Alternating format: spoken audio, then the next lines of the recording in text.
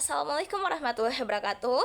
Hai semuanya, kenalin, aku Nirmala Kilakartika dari Universitas Samudra, Fakultas Sains dan Teknologi, dan saat ini aku berada di semester 4.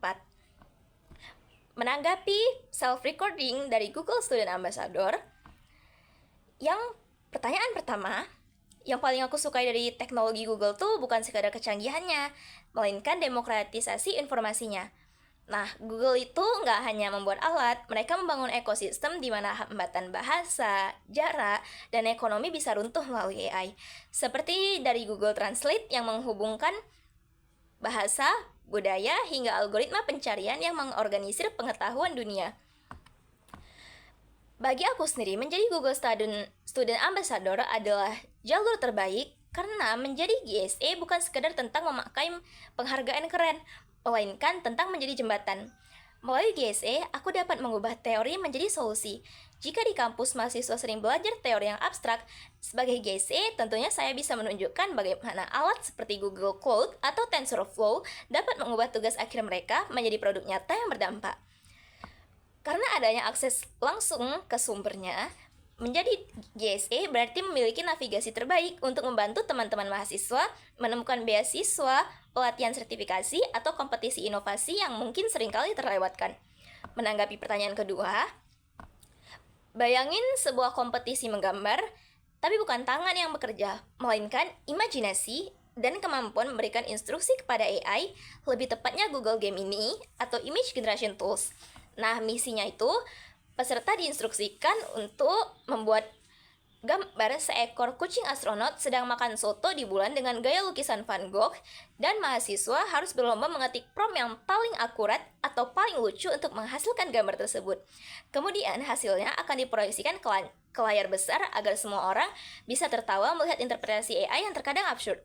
Nah, kenapa ini terkesan unik? Menurut aku, mahasiswa yang ikut kegiatan ini bukan cuma dari jurusan komputer atau fakultas komputer, tapi bisa mahasiswa dari jurusan hukum, ekonomi, hingga seni. Jadi nggak perlu cukup jago coding. Tapi cukup perlu jago imajinasi. Di sini tuh bakal ngalamin kejutan yang muncul waktu AI itu ngasilin gambar yang luar biasa detail atau mungkin kocak karena kesalahan interpretasi prompt. Ini pastinya akan menciptakan bahan obrolan instan di antara peserta yang tidak saling kenal. Kemudian menanggapi pertanyaan ketiga, ya, aku sendiri pernah mengalami di mana harus berpikir out of the box untuk menyelesaikan sebuah masalah. Karena waktu itu, aku di semester 1, aku pertama kali kuliah, aku nggak bisa coding.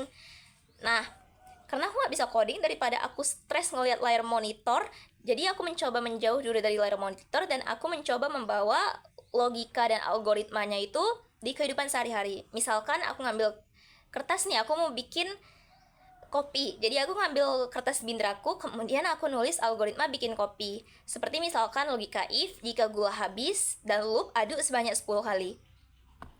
Kemudian aku juga ngebayangin alur data di Google Maps itu kayak dimana ada persimpangan, ya kita anggap logika cabang, dan dimana ada jalan memutar, yaitu perulangan.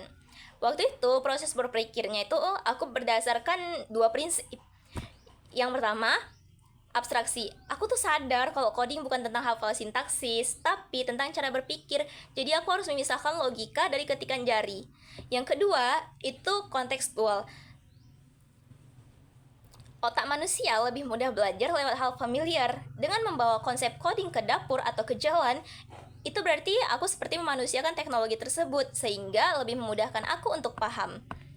Yang keempat, jika aku terpilih, momen yang paling membuat aku bangga tuh bukan waktu berdiri di depan panggung dengan atribut Google, melainkan saat melihat lampu yang menyala di mata mahasiswa lain yang sebelumnya merasa gaptek atau salah jurusan.